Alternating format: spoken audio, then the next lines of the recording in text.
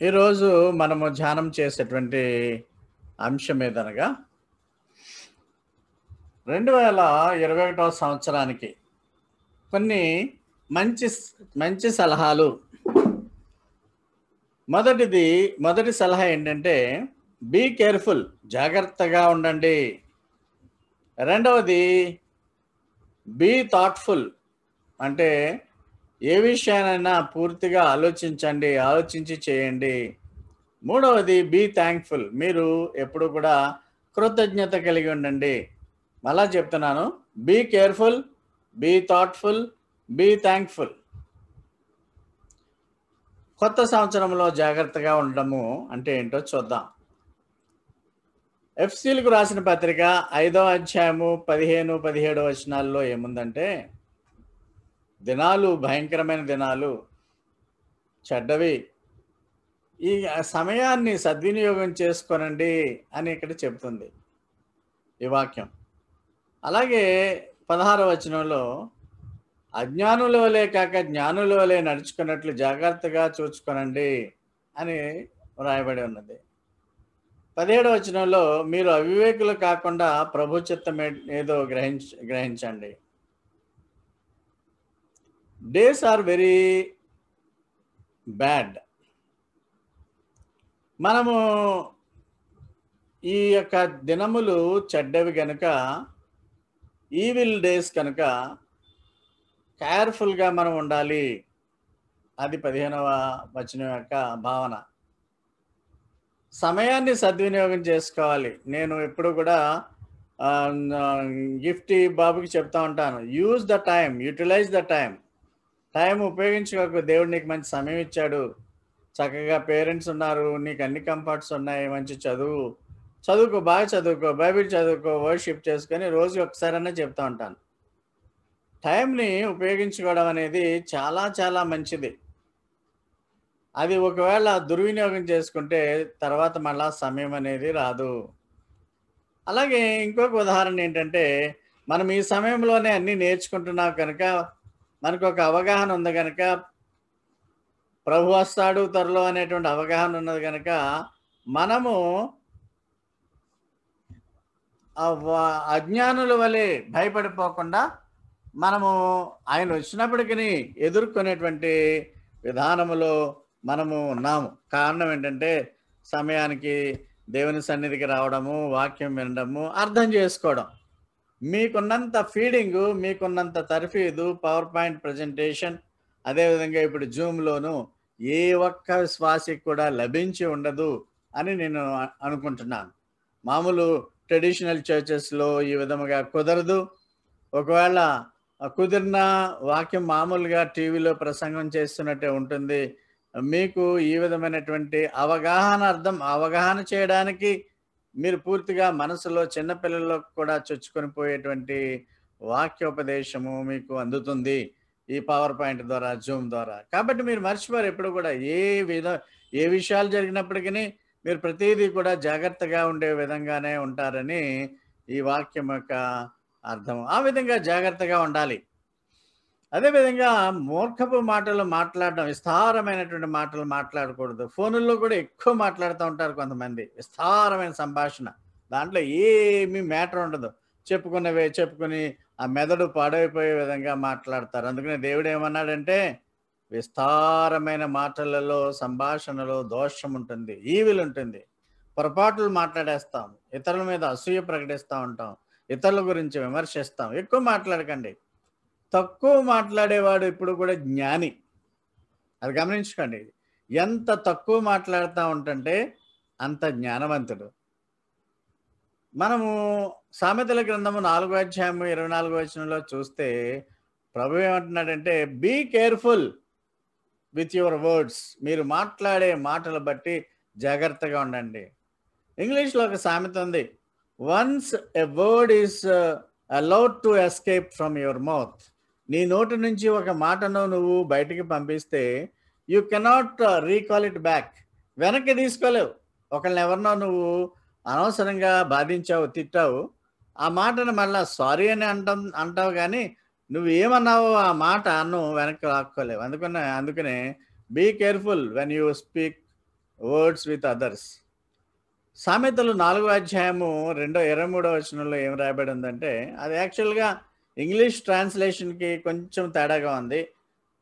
Be careful, be very careful, be కేర్‌ఫులే కాదు, be very careful about what you think, your thoughts run your life. అంటే మీ ఆలోచనల ద్వారా మీ జీవితాన్ని నడిపించుకోవాలని మీరు అనుకుంటే, మీరు మీ యొక్క థాట్స్, మీ ఆలోచనల పట్ల చాలా జాగ్రత్తగా ఉండండి. అంటే మీ ఆలోచనలు, మీ మెదడులో ఎప్పుడూ కూడా దేవుని గురించి ఆలోచన ఉండాలి. ఆయన మధ్యాకాశాన్ని గురించి వచ్చిన ఆలోచనలు ఉండాలి. 7 ఏండ్ల విందు ఆలోచనలు ఉండాలి. 1000 ఏండ్ల పరిపాలన ఆలోచన ఉండాలి. నూతన యెరూషలేము ఆలోచనలు ఉండాలి. దేవుని గురించి ఆలోచనలు చేయాలి. అయితే ఇదే వ్యక్తులు, విశ్వాసుల మనసులో చెడ్డ విషయాలు, మీరు రాత్రంతా మూవీస్ చూసారనుకోండి, పొద్దునకి వర్షిప్ చేయడానికి గానీ, ఈ ప్రార్థనా కూటంలో పాల్గొనడానికి గానీ మనసుండదు.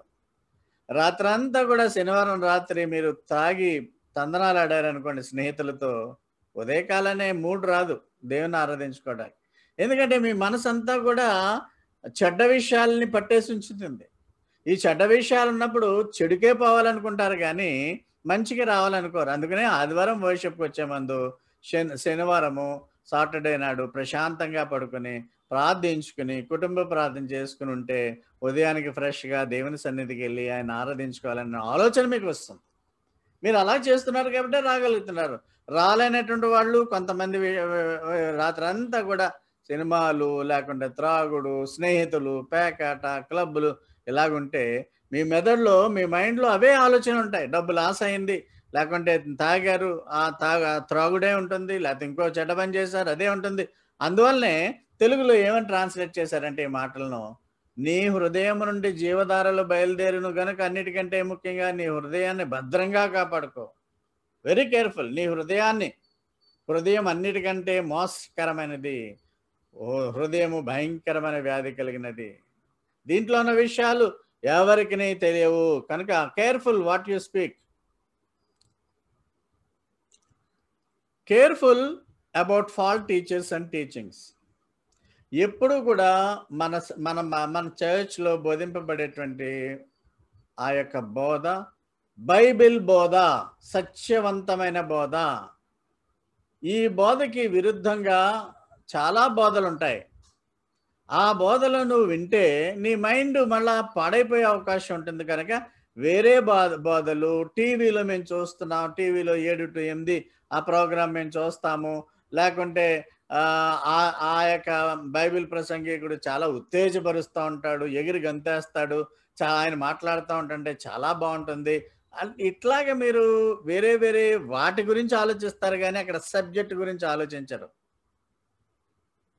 అందుకనే వేరే పొలములో మన గొర్రెలు మేత మేయవలసినటువంటి అవసరం లేదు. మన పొలంలోనే బోళ్ళంత గడ్డి ఉంది. అంటే మన యొక్క చర్చ్‌లోనే బోళ్ళంత వాక్యం ఉంది. తరతరాలకు అవసరమయ్యేటువంటి ఆహారాన్ని, ఆత్మీయ ఆహారాన్ని దేవుడు యూట్యూబ్‌లో కూడా పెట్టాడు మన మన మన మన ద్వారా.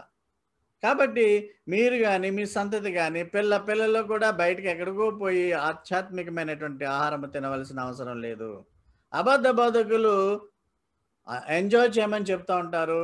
అన్నీ ఆశీర్వాదాలే. పాస్టర్లు కూడా ఆశీర్వాదాలు. ఇవే బోధ వెళ్ళిపోతుంది దినాల్లో. ప్రభు ఆయన వస్తాడు, మనం జాగ్రత్తగా ఉందామనే బోధ చాలా సంఘాల్లో తక్కువ, చాలా టీవీ ప్రోగ్రామ్స్‌లో చాలా తక్కువగా ఉంటుంది. ఎందుకంటే అపవాది సత్యబోధను కనుమరుగు చేస్తాడు. అంత్యకాలాల్లో అబద్ధ బోధకులు వస్తారు. ఈ పిక్చర్‌లో మీకేం కనిపిస్తుంది? ఒక తోడేలు గొర్రె చర్మాన్ని కప్పుకొని వస్తుంది. అందరూ సేవకులు మంచోళ్ళు కాదు. చాలా క్రిమినల్స్ కూడా ఉండేటువంటి వాళ్ళు ఉంటారు.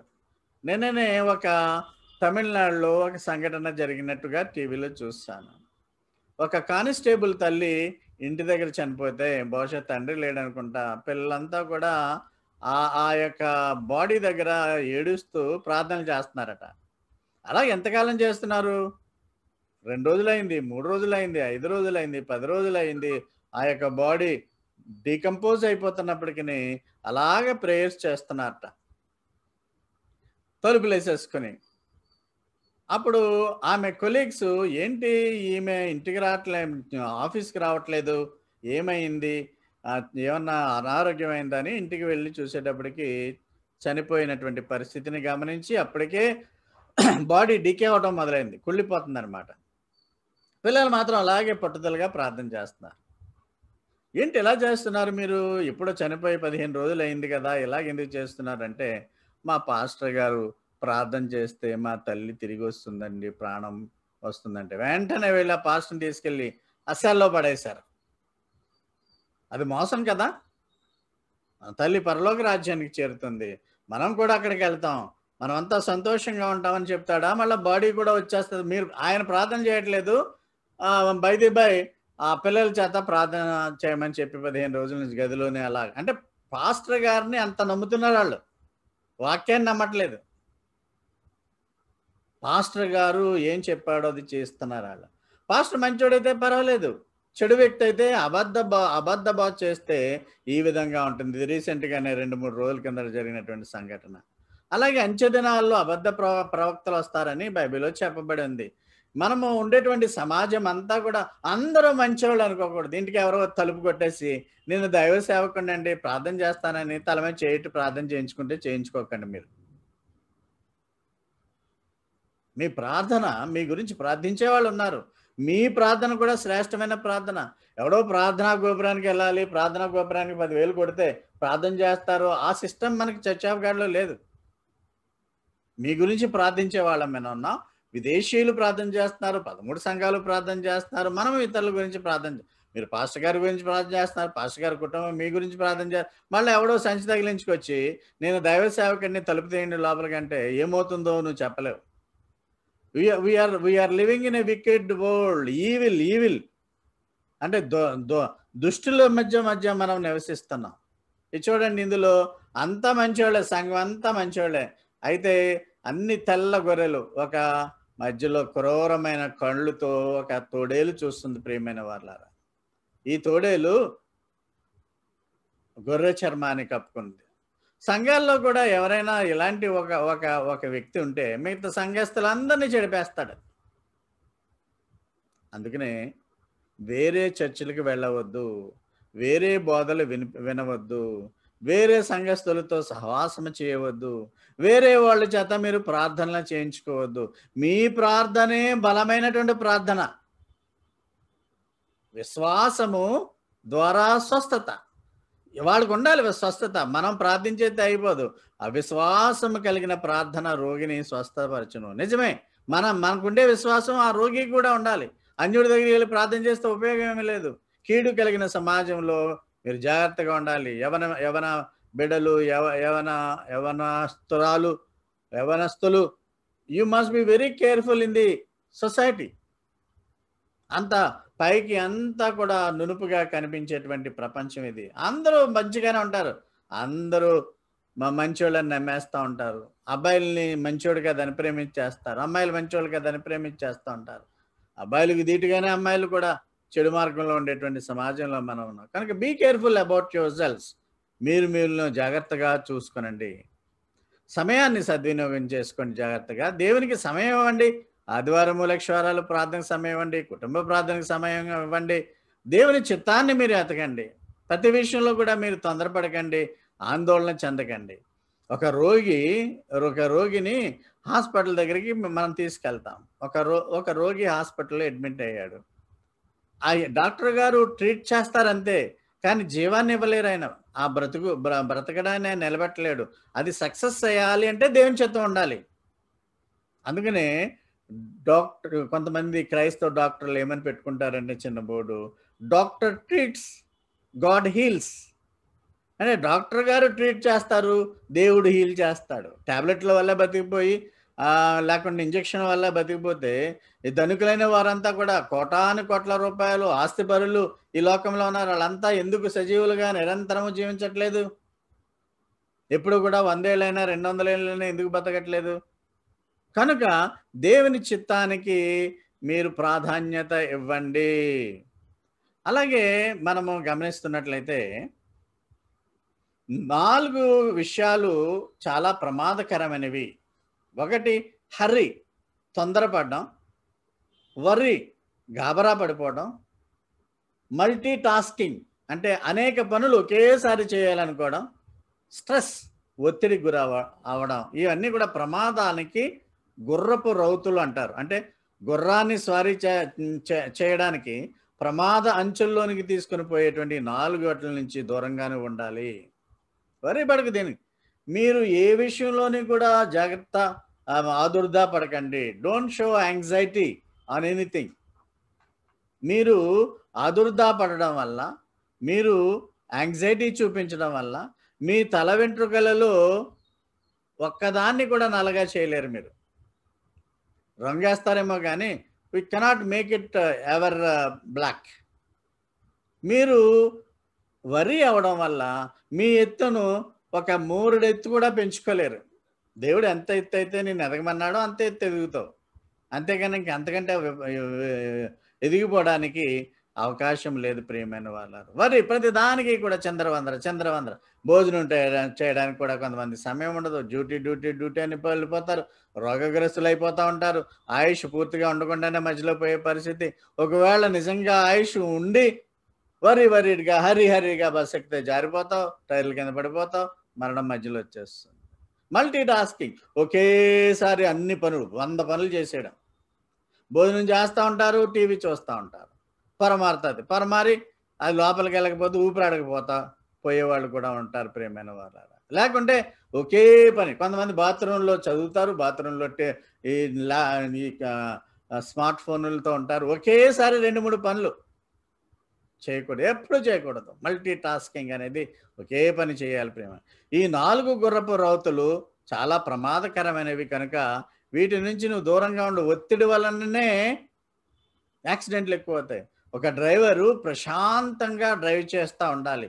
భార్యతో గొడవపడో, పిల్లలతో గొడవపడో, పిల్లల్ని తిట్టో, కొట్టో, భార్యను బాధో, డ్రైవింగ్ మొదలెట్టాడు అనుకోండి, ప్రయాణికులందరూ కూడా యాక్సిడెంట్ అయిపోయే పరిస్థితి ఉంటుంది ప్రియమైన వాళ్ళారా. So horsemen 4 horsemen of the accident prone చెప్పాను. Worry, hurry, stress, multitasking. ఇవి ఉంటే ఖచ్చితంగా నీకు మధ్యలోనే ఏ కాళ్ళో చేతిలో ఇరిగిపోవడము, లేకుంటే ప్రాణం పోయేటువంటి పరిస్థితి ఉంటుంది. ఈ 4 విషయాల నుంచి worry, hurry, stress, multi tasking నుంచి నువ్వు 2011వ సంవత్సరంలో దూరముగా ఉంటానని తీర్మానం చేసుకో ప్రియమైన వాళ్ళారా. ఆధ్యాత్మిక రంగంలో కూడా ఇదే వర్తిస్తూ ఉంటుంది. మనం స్పిరిచువల్ జీవితంలో కూడా ఈ 4 మనం 4 మీద మనం దృష్టి పెట్టకూడదు ప్రియమైన వాళ్ళారా. నిజాయితీగా ఉండండి, ఆధ్యాత్మికమైన మనసు కలిగి ఉండండి. భూ సంబంధమైన వాటి మీద మీరు మనసు ఉంచుకోకండి. చాలామంది మనలో ఈ స్పిరిచువల్ మైండెడ్ కంటే భూ సంబంధమైన వాటి గురించి ఆలోచిస్తూ ఉంటారు. ఈ ఆధ్యాత్మికమైన జీవితము మనకి చాలా ఉపయోగకరమైనది. తర్వాత కూడా మనం మా అభివృద్ధిలోకి జీవిత అనంతరము వేరే జీవితంలో మనం ఉంటాము అనేటువంటి ఆలోచన చేయరు చాలామంది. ఈ లోకంలో ఉన్నదే శాశ్వత అనుకుంటా ఉంటారు. ఈ లోకంలో డబ్బు సంపాదన, ఆనందము, ఈ స్నేహితులు, ఈ లోకంలో ఉండేటువంటి ప్రతి విధమైన ఆహ్లాదకరమైన విషయాలన్నీ కూడా శాశ్వతం అనుకుంటాం. ఇవన్నీ నీ నుంచి దూరంగా పోయేటువంటి పరిస్థితి వచ్చినప్పుడు, దేవా అన్నప్పుడు దేవుడు నీ మొర ఎందుకు ఆలకించాలి? ఆయన చెప్పిన మాటలేనో. ఆధ్యాత్మికమైనటువంటి ఈ యొక్క మనస్సులో ఆ వరల్డ్లో, ప్రపంచంలో నువ్వు జీవించకుండా చిన్నప్పటి నుంచి కూడా ఇలాంటి మనసునే, ఆధ్యాత్మికమైన మనసునే కలిగి ఉంటే పెద్దదిగా కూడా మంచి జీవితాన్ని వారు కలిగి ఉంటారు. చిన్నప్పుడే మనీ మేకింగ్ గురించి పిల్లలకి చెప్పకూడదు, డబ్బాష్ గురించి చెప్పకూడదు.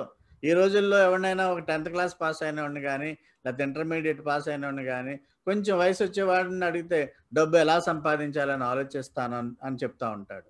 మనీ మేకింగ్ త్వరగా అయిపోవాలని. అందుకని దొంగలుగాను, గోండాలుగాను, హంతకులుగాను తయారవుతారు.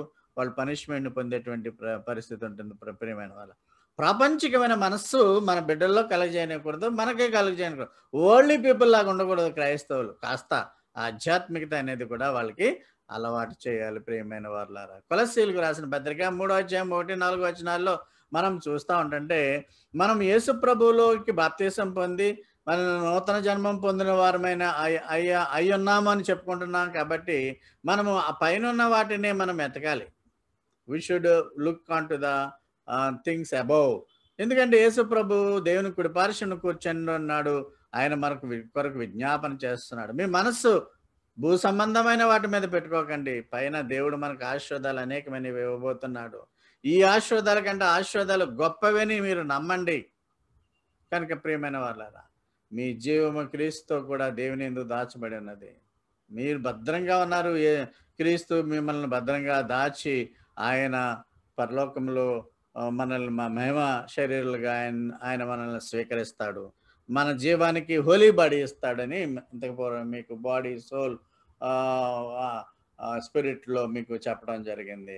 4వ వచనం చూస్తే, మనకు జీవమై ఉన్న క్రీస్తు ప్రత్యక్షమైనప్పుడు మీరు ఆయనతో కూడా మహిమయందు ప్రత్యక్షపడుదురు. ఆయన ప్రత్యక్షం అవుతాడు. మధ్యాకాశంలో ప్రత్యక్షమవుతాడు. ఆయన ప్రత్యక్షమైనప్పుడు, యేసుక్రీస్తు ప్రత్యక్షమైనప్పుడు మనము చూడగలుగుతాం. When Christ appears in sky with glory. దీని కొరకే ఎదురు చూడాలి ప్రియమైన వాళ్ళ మనమంతా.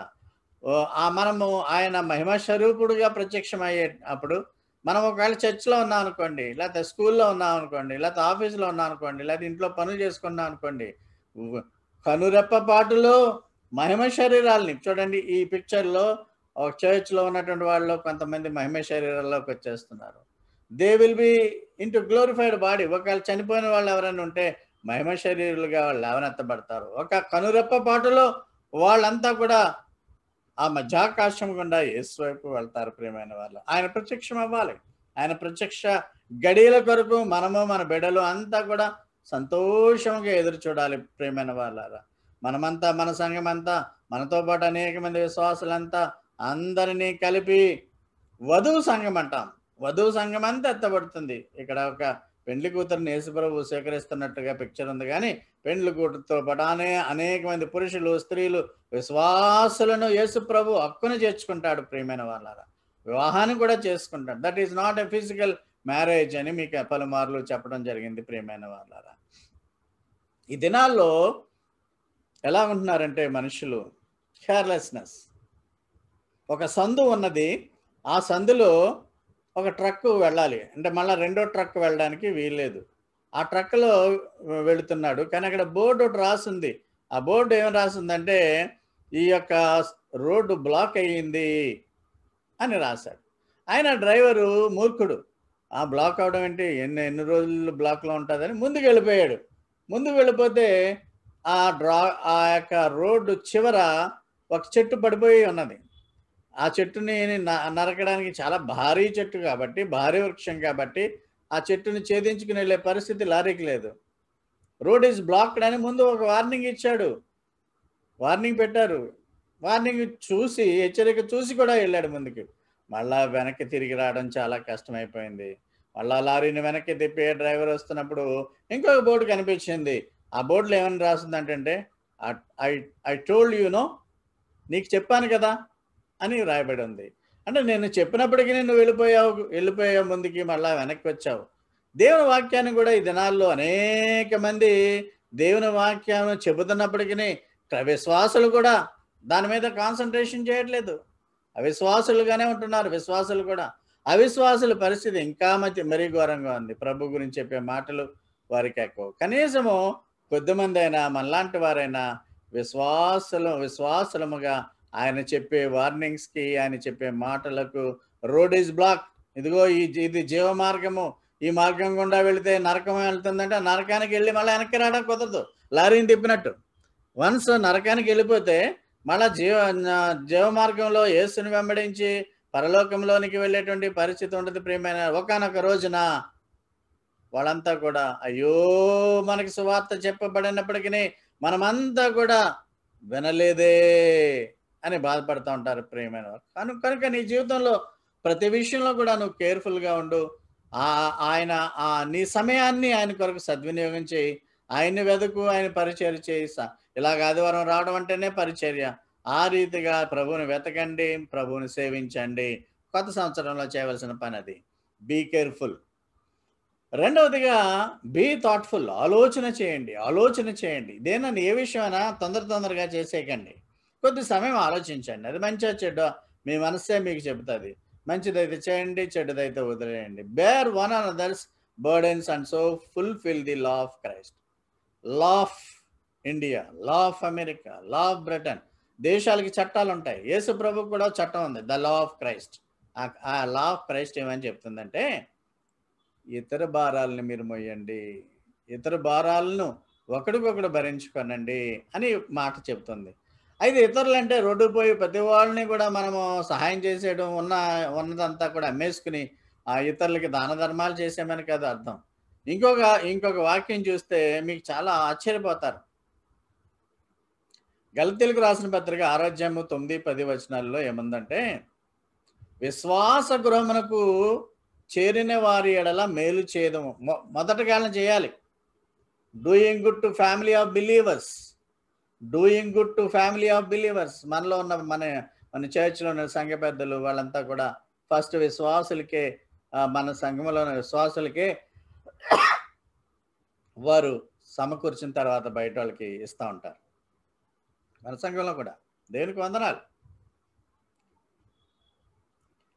ఫ్యామిలీ ఆఫ్ బిలీవర్స్ అంటే హౌస్ ఆఫ్ గాడ్.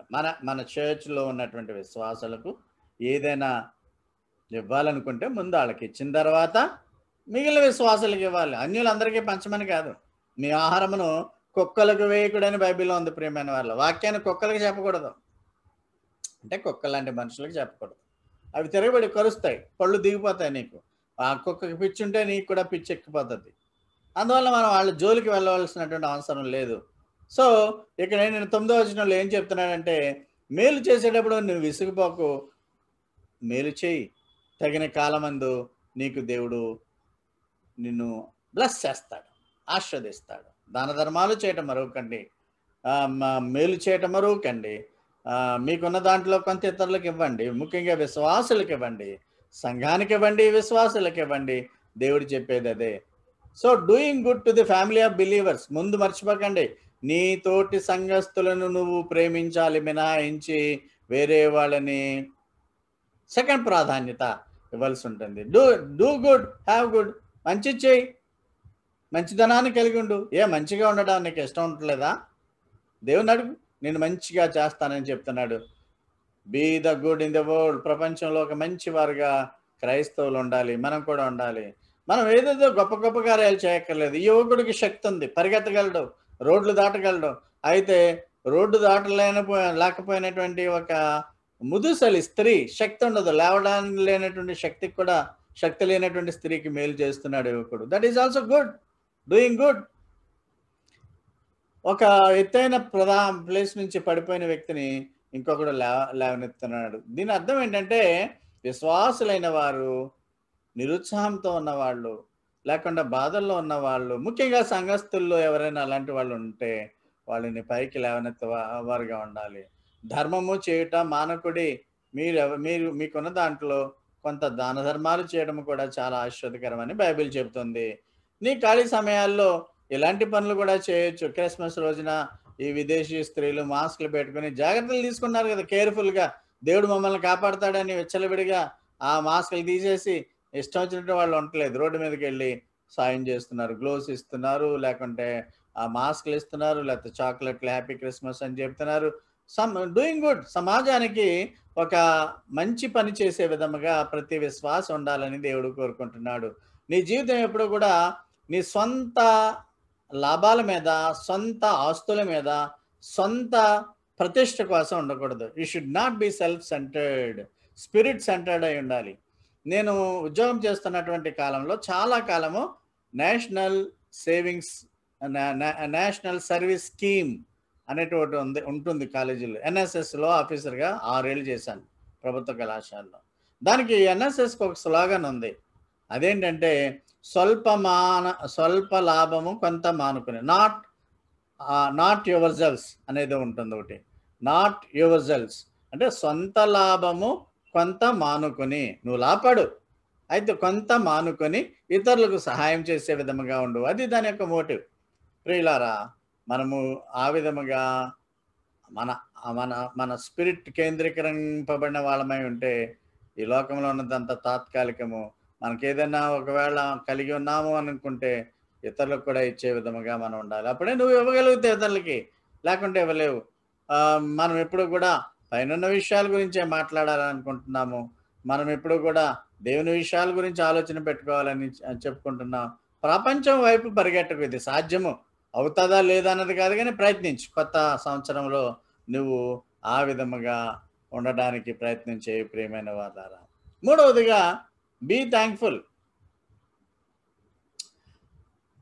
కృతజ్ఞత కలిగి ఉండడం. అసలు థ్యాంక్ యూ అనే మాట ప్రపంచంలో చాలా గొప్ప మాట. అది థ్యాంక్ యూ. ఎవడైనా మనకి మేలు చేసినప్పుడు థ్యాంక్ యూ అని చెప్తంలో గొప్ప. దుర్మార్గుడు కూడా థ్యాంక్ యూ అని చెబితే వాడు హతాశుడైపోతాడు. ఏంట్రా నేను వీడికి కీడు చేశాను కదా థ్యాంక్ యూ అంటున్నాడని వాడికి వాడే కుమిలిపోతాడు. కుమిలి చస్తాడు. ప్రియులారా, మీరు కొత్త సంవత్సరంలో థ్యాంక్ఫుల్గా ఉండండి. దేవునికి కృతజ్ఞతలు చెల్లించేయండి. We are giving thanks to the Lord for making us alive in all the pandemic period. ఈ యొక్క మహమ్మారి సమయంలో 9 నెలలు 10 నెలల నుంచి దేవుడు మనకు కాచి కాపాడుతున్నాడు. Thank you lord. అదేవిధంగా 21లో కాచి కాపాడు దేవా. ఒకవేళ నీ రాకుండా ఉండే పర్యంతం వరకు కూడా మమ్మల్ని కాచి కాపాడు దేవా అని మనం ప్రార్థన చేసుకుంటూనే కొత్త సంవత్సరంలో పెట్టబడ్డాం. దేవునికి వందనాలు.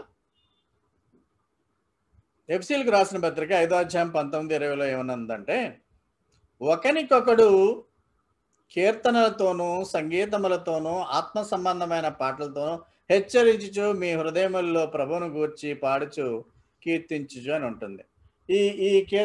ఈ పుస్తకం కానీ ఇంకొక పెద్దది కానీ దాన్ని పిహెచ్ఎస్ అని రాస్తాం. పిహెచ్ఎస్ఎస్ అనేది ఎక్కడి నుంచి వచ్చిందంటే ఇక్కడి నుంచే వచ్చింది. ఒకరికొకడు కీర్తనలు సంగీతములు ఆత్మ సంబంధం. సంగీతం అంటే యాక్చువల్గా మ్యూజిక్ అని కాదు ఇక్కడ అర్థం. సంగీతం అంటే మరి హిమ్స్ అంటే పాటలు.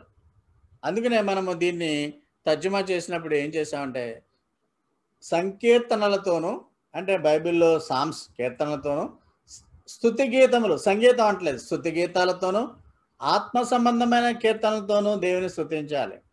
న్యూ టెస్ట్మెంట్ చర్చిలో ఎక్కడా కూడా మ్యూజిక్ అనేది వాడమని లేదు, వాడే వరకు కూడా కాదు.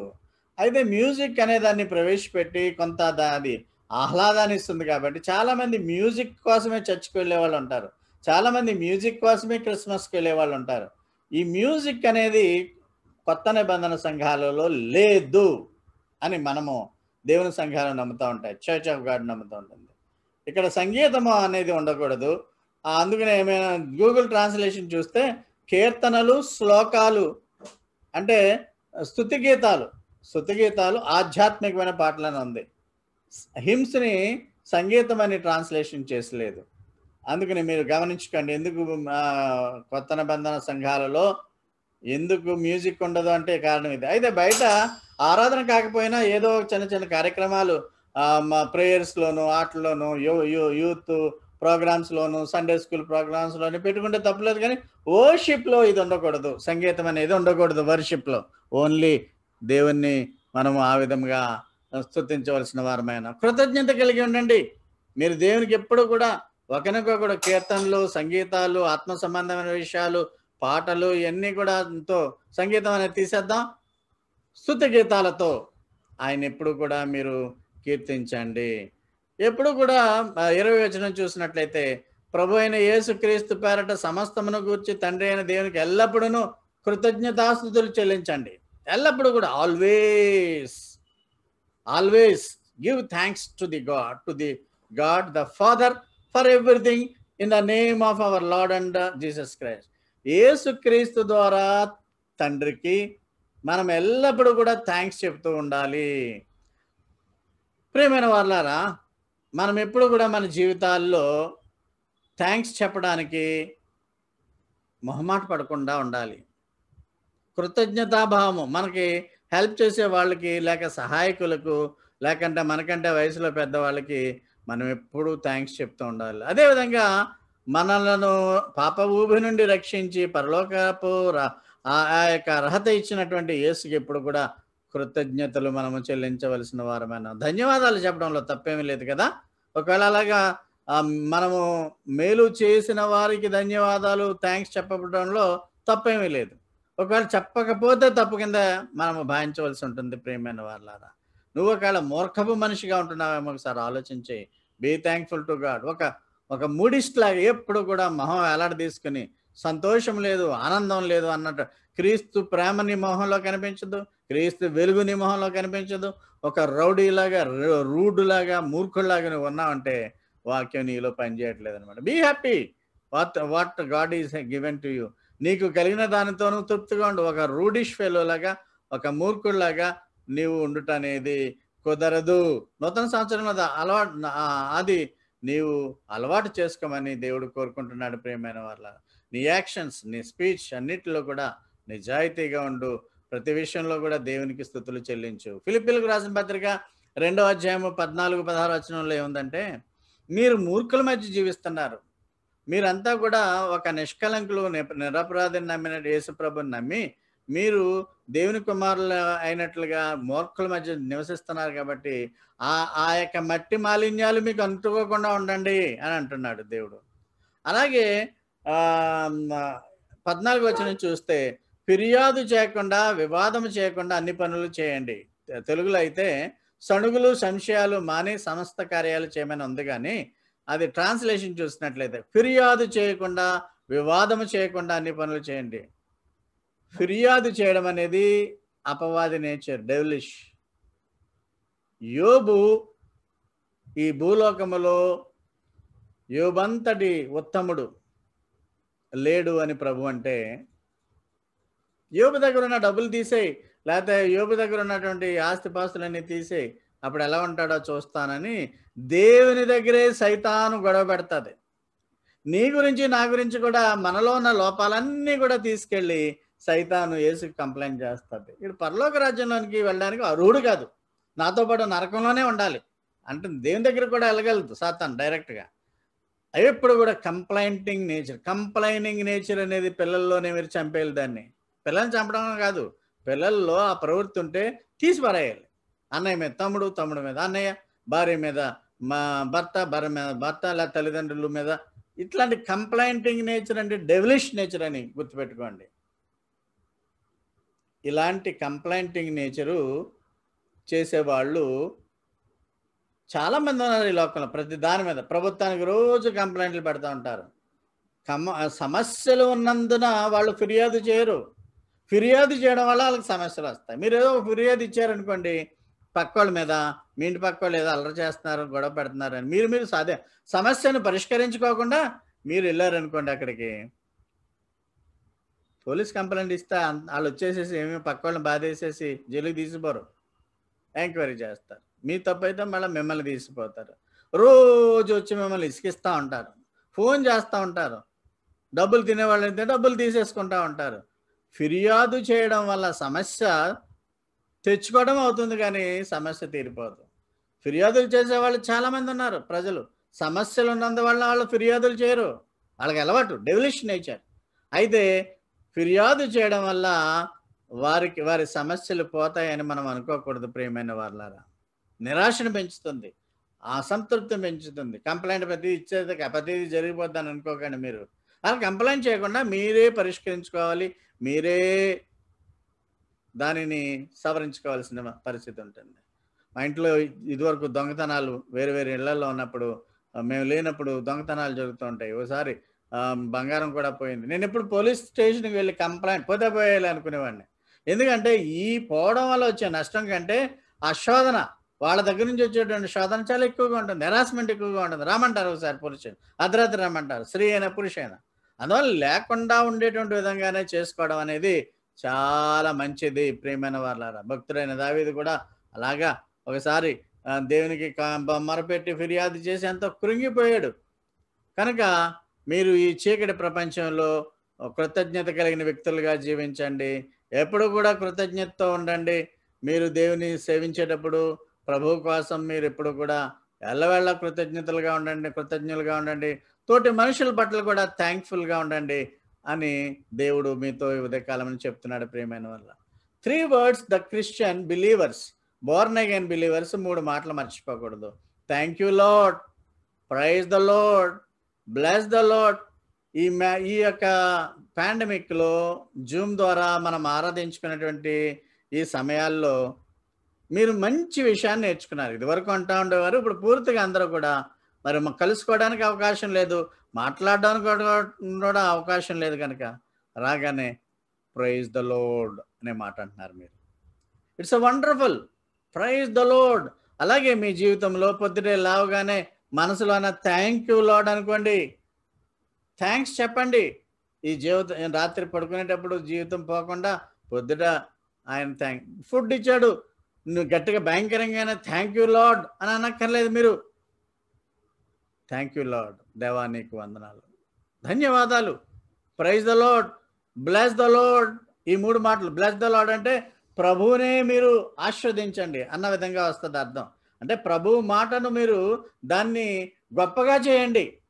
బ్లెస్ ద లార్డ్ అంటే ఆయన నామాన్ని ఎత్తిపట్టుకోండి అని అర్థం అనమాట. ఆయన మనం దీవించడం కాదు, యాక్చువల్గా ట్రాన్స్లేషన్ దీవించండి అని వస్తుంది, కానీ ఆయన నామాన్ని ఘనపరచండి. బ్లెస్ ద లార్డ్, ఆయన నామాన్ని ఘనపరచండి. ఈ 3 మాటలు మళ్ళా చెప్తున్నాను. Thank you Lord, praise the Lord, bless the Lord.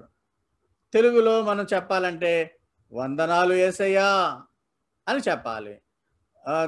Praise the lord అనడానికి ప్రభువా స్తుతులు, బ్లెస్ ద లార్డ్ యేసు నామానికే ఘనత. ఇంగ్లీష్లో బాగున్నాయి కదా, అందువల్ల ఇంగ్లీష్లో అలవాటు చేసుకోండి. Thank you Lord, praise the Lord, bless the Lord. ధన్యవాదాలు ప్రభువా, స్తుతులు ప్రభువా, ప్రభువు నీ నామానికి ఘనత అని చెప్పలేకపోయినప్పటికీ ఇంగ్లీష్లో చక్కగా ఉన్నాయి. కాబట్టి నూతన సంవత్సరంలో ఈ 3 మాటలు మీ మనసులో ఉంచుకోండి. తెస్సలోనికీ రాసిన మొదటి పత్రిక 5వ అధ్యాయం 18వ వచనంలో ఏమంటాడంటే, ప్రతి విషయంలో కూడా కృతజ్ఞతాస్తుతులు చెల్లించండి, ఇలాగన యేసుక్రీస్తునందు మీ విషయంలో దేవుని చిత్తం ఏంటంటే యేసుక్రీస్తు ద్వారా మనం ఎప్పుడు కూడా ప్రతి విషయం అందు స్తుతులు చెల్లించాలి. ప్రేమైన, give thanks to the lord in all the circumstances through Jesus Christ to the God. ఎప్పుడు కూడా మనము స్తుతులు చెల్లించుటలో వెనకంజ వేయకూడదు, కృతజ్ఞతాస్తుతులు చెల్లించటంలో వెనకంజ వేయకూడదు. ఇదే మనము ఉదయకాలంలో మనం చేసేది, సహోదరులు చేసేది, పాటలు పాడేది థ్యాంక్స్ గివింగ్ అంటాం. Give thanks to the lord. Remembrance అని ఎందుకంటామంటే ఆ రిమెంబరెన్స్లోనే మొదటగా ఆ రొట్టె విరుస్తూ ఉంటాం. ప్రస్తుతం అది చేయలేకపోతున్నాం, కానీ we are giving thanks to the Lord. ఎందుకంటే ప్రతి విషయంలో కూడా మనం థ్యాంక్స్ చెప్పవలసిన పరిస్థితులు మనకున్నాయి. ప్రియమైన వారులారా, నువ్వు ఒక కృతజ్ఞతాభావము కలిగినటువంటి మంచి మనిషిగా ఉండాలని దేవుడు కోరుకుంటున్నాడు. ఒకవేళ నువ్వు ఒక మంచి జీవితాన్ని, బ్లెస్సడ్ లైఫ్ని, ఆరోగ్యవంతమైన జీవితాన్ని నువ్వు కలిగి ఉండాలంటే దేవునికి ఎప్పుడు కూడా నువ్వు స్తుతులు చెల్లించే విధముగా ఉండాలి. అప్పుడే నీకు నూతన జీవితంలో, నూతన సంవత్సరంలో నూతన ఆనందము నీకు కలుగుతుంది. Be polite to the Lord. దేవునితో మీరు ఖచ్చితంగా చెప్పండి, ఇది పాపము ప్రభువా, నేను తప్పు చేశానని ఒప్పుకోండి. ఆయనకి ఎప్పుడు కూడా ప్రైజ్ చేయండి, థ్యాంక్స్ చెప్పండి, ఆశీర్వాదాలు పొందండి. దేవుడు మీరు ఏదైనా తప్పు చేస్తే మిమ్మల్ని కఠినంగా శిక్షించి నరకానికి పంపించేస్తాడని మీరు ఏమనుకోకండి. But you should have the repentance. Dear God, thank you for everything. ప్రభువా, ప్రతి విషయంలో కూడా నీకు నేను థ్యాంక్స్ చెప్తున్నాను. Thank you lord for my life. ఈ జీవితం కొరకు నేను నీకు వందనాలు తెలియజేస్తున్నాను. Thank you lord for my health. Thank you lord for my strength. ఈ నాకు ఇచ్చే బలం బట్టి నీకు వందనాలు. థ్యాంక్ యూ లార్డ్, నేను అనుదినము నిన్ను ప్రార్థించడానికి శక్తినిస్తున్నావు. Give thanks to the Lord for everything. I just want to say thank you Lord. నేను ఓన్లీ థ్యాంక్స్ చెప్తున్నాను దేవా అని అంటున్నాను. లాస్ట్ ఇయర్ మీకు ఈ పాటను నేను మీకు అందరి చేత పేపర్లు ఇచ్చి పాడించాను. అయితే ఒక చరణమే ఇప్పుడు నేను పాడతాను, పాడగలిగిన వాళ్ళు పాడదురు కానీ. అయితే పాట యొక్క భావము తెలుగులో చదువుతాను. నేను ఈరోజు ముందుకు వస్తున్నాను దేవా, నేను చెప్పవలసిన విషయం ఒకటే ఉంది. ఏమి చెప్పను దేవా, నీ ఎదురుగుండా వచ్చి నీకు థ్యాంక్స్, అంతే. థ్యాంక్స్. అన్నిటినీ మీరు నాకు ఇచ్చారు దేవా. నేను చూడలేని అనేకమైన ఆశీర్వాదాల కోసం నేను అనుకొని కూడా జరిగించారు. ధన్యవాదాలు ప్రభువా, థ్యాంక్స్ ప్రభువా. గొప్ప హృదయంతో ప్రశంసల పాటతో విస్తరించిన చేతితో అంటే చేతులెత్తి నేను నీ పేరును ఆస్వాదిస్తాను అంటే గణపరుస్తున్నాను. ధన్యవాదాలు స్వామి, ధన్యవాదాలు ప్రభువా, మీకు ధన్యవాదాలు. ఈ పాట ఒక చరణం పాడతాను, నాతో పాటు పాస్టర్ గారు కూడా పాడతారు. ఒకే ఒక చరణం. దీన్ని డాన్ మోయన్, ఇంకా అప్పటికే బ్రతుకున్నాడు ఆయన, ఒక పెద్ద పాస్టర్. టీవీ ఛానల్ కూడా ఉంది ఆయనకి. ఓన్లీ టీవీలో దేవుని కార్యక్రమాలు మాత్రమే వివరిస్తాడు. It is good thing to give thanks to the Lord. ఆమేన్. బైబిల్లో ఏముందంటే, కీర్తనలో దేవునికి స్తుతులు చెల్లించడం ఎంతో మంచిది, యెహోవాను స్తుతించడం ఎంతో మంచిది. ఒక చరణమే పాడతాను, మీరు వినండి. పాడగలిగిన వాళ్ళు పాడండి. స్క్రీన్ మీద ఇది కనిపిస్తున్నట్లయితే. I come before you today, and there is just one thing that I want to say. Thank you, Lord. Thank you, Lord, for all you have given me, for all the blessings I cannot see. Thank you, Lord. Thank you, Lord. With a grateful heart, with a song of praise, with an affirmation, I will sing. Thank you, Lord. Thank you, Lord. Thank you, Lord. I just wanna thank you. Praise the Lord God. ఈ మాట కూడా అలవాటు చేసుకోండి. మనం ఇదంతా రోజు అనుకుంటున్నాం కదా, మనం ఎప్పుడు కలిసినా ప్రైజ్ ద లార్డ్, ది అనండి. Praise the Lord, praise Lord కాదు, praise the Lord. I will praise the Lord with my whole heart. నా పూర్ణ హృదయంతో దేవుని నేను ఆయన్ని ప్రైజ్ చేస్తాను. 111వ కీర్తన 1:1 అది వ్రాయబడి ఉంది. Bless the Lord O my soul. నా ప్రాణమా యెహోవా నామాన్ని గణపరచము. ఆయన నామాన్ని ఆస్వాదించండి అంటే అర్థం ఏంటంటే ఆయన నామాన్ని గణపరచండి. సామ్స్ 103:1-6 అది ఉన్నది. Bless the Lord O my soul. ఈ పాట కూడా మీకు నేర్పించాను. O my soul worship his holy name. దీనికి తెలుగులో ఏమని ఉందంటే, ఓ నా ప్రాణము ప్రభువుని కనపరచు, ఓ నా ఆత్మ ఆయన పవిత్ర నామాన్ని ఆరాధించు, మునిపెన్నడూ లేని విధముగా పాడుతున్నాను, నా ఆత్మ మీ పవిత్ర నామాన్ని ఆరాధిస్తున్నాను. అదొక్కటి మాత్రమే పాడదాం. Bless the Lord O my soul. Bless the Lord, oh my soul, oh my soul, worship His holy name, sing like never before, oh my soul, I worship your holy name. The sun comes up. Thank you and God bless you. The blessing of the Lord be upon you. We bless you in the name of the Lord. యేసు నామమున మిమ్మల్ని అందరినీ కూడా మీకు ఆశీర్వాదాలు అందజేస్తున్నాను. దేవుడు మిమ్మల్ని బాగా దీవించి ఆశీర్వదించును గాక. ఈ నూతన సంవత్సరం అంతయు కూడా దేవుడు మిమ్మను మీ కుటుంబాలని ఆశీర్వదకరంగా ఉండులాగా ప్రార్థన చేయుచున్నాను. నేను చెప్పిన మాటలన్నీ కూడా వినండి. బీ కేర్ఫుల్, జాగ్రత్తగా ఉండండి. బీ థాట్ఫుల్, ఆలోచన జాగ్రత్తగా చేయండి. దేవుడు మీకు మంచి మనసు ఇచ్చాడు. And be thankful.